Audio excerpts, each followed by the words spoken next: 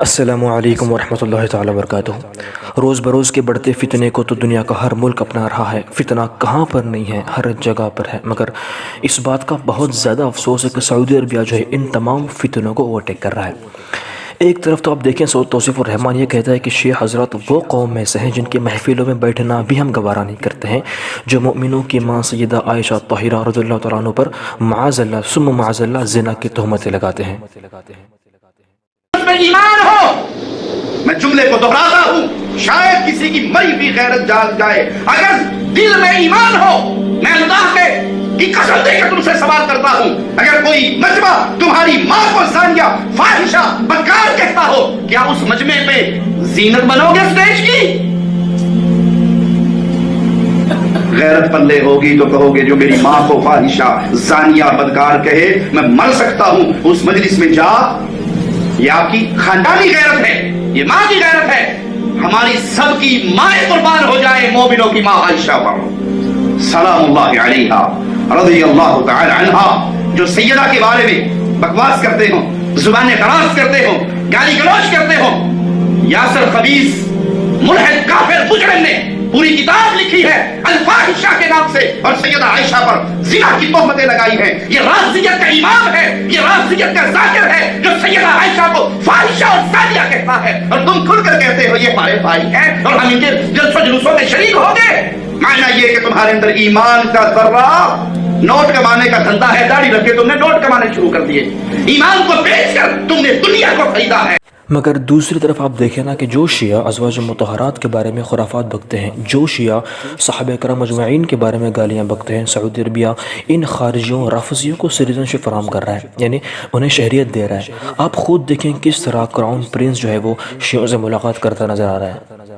اسے تو بھائی ہاں، جیسے آپ مسلمان ہیں ہم ویسے واقعی سعودی عرب والے مسلمان نہیں ہیں۔ آپ قبروں پہ سجدہ کر کے بھی مسلمان ہیں، آپ قبروں کا طواف کر کے بھی مسلمان ہیں، آپ یا علی مدد کے نعرے لگا کے بھی مسلمان ہیں، آپ ہاتھ میں امام زامن باندھ کے بھی مسلمان ہیں، آپ کوٹھے پہ کالی ہنڈیا رکھ کے بھی مسلمان ہیں، آپ ٹوڈی گاڑی کے آگے جوتی باندھ کے بھی مسلمان ہیں، آپ گلے میں تعویذ پہن کے بھی مسلمان ہیں۔ واقعی سوری، ہم ایسے مسلمان نہیں ہیں۔ پھر توصیف الرحمان کہتا ہے کہ ہم توحید پرست ہیں اور تعویذ کرنے والا، مزاروں پر جانے والا، نظر و نیاز کرنے والا اور میلادی قطعی مسلمان نہیں ہو سکتا، مگر آپ خود دیکھیں کہ ان کا اسلام کتنا خطرناک ہے۔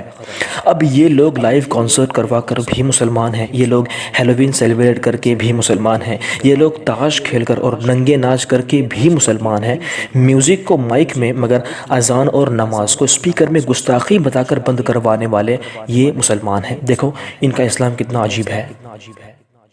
جو کام ہم کرتے ہی نہیں، یعنی قبروں کو سجدہ کرنا، عورتوں کا ناچ کروانا، ان سب امور کی تہمت لگا کر ہمیں یہ کافر و مشرک بتاتے ہیں، جبکہ ہم اس بات کا دعویٰ بھی کرتے ہیں کہ ہم ہمارے امور اہل سنت کو قرآن و حدیث کی روشنی میں ثابت کرنے کو بھی تیار ہیں۔ ہاں، جو غلط کرتے ہیں ہم ان کے خلاف ہیں، مگر پھر بھی ہم بے دین ہیں، اور یہ بظاہر نظر آ رہا ہے کہ کس طرح گھٹیا کام کر رہے ہیں اور کس طرح عورتیں بے پردہ گھوم رہی ہیں، مگر پھر بھی یہ مسلمان جیسے مسلمان آپ ہیں، ہم وہ مسلمان ہیں جنہوں نے کتاب اللہ اور سنت رسول اللہ کو اپنے سینے سے لگایا ہے۔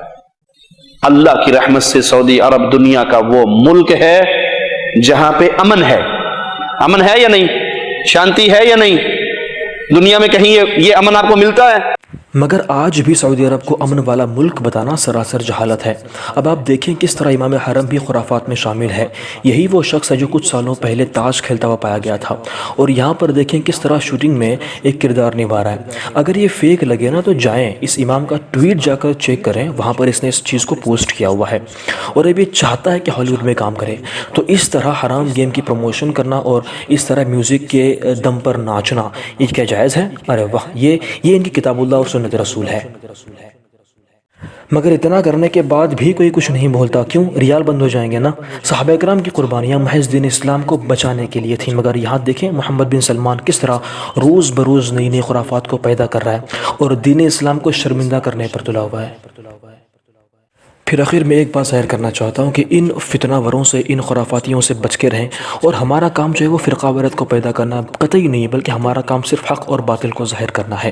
اور اگر کوئی ہمیں یہ کہتا ہے کہ ہم فرقہ واریت کو پیدا کرتے ہیں تو ایسا نہیں ہے، بلکہ ان کے کاموں کی وجہ سے وہ خود جو ہے وہ فرقے کے اندر مبتلا ہو رہے ہیں۔ جبکہ حضور نے فرمایا تھا نا کہ 73 فرقے ہوں گے، تو جب ہوں گے تو ہوں گے، اور آپ آج دیکھ رہے ہیں کس طرح سے خرافات پیدا ہو رہے ہیں، اور اگر وہ خلاف دین کوئی کام کر رہے ہیں تو ہم ان کے خلاف ہیں۔ اگر ہمیں کوئی فرقہ واریت والا بندہ کہتا بھی ہے تو ہمیں اس سے کوئی فرق نہیں پڑتا، لیکن ہمارا یہی موقف ہے کہ جو خلاف دین کام کرے گا ہم اس کے خلاف آواز اٹھائیں گے۔ اللہ ہمیں فتنوں سے اور اس طرح کا دجالی کاموں سے ہمیں محفوظ رکھے، آمین یا رب العالمین، بجاہ النبی الامین الکریم صلی اللہ تعالی علیہ وسلم۔ اگر آپ نے ابھی تک ہمارا چینل سبسکرائب نہیں کیا تو ہمارے چینل کو سبسکرائب کر لیں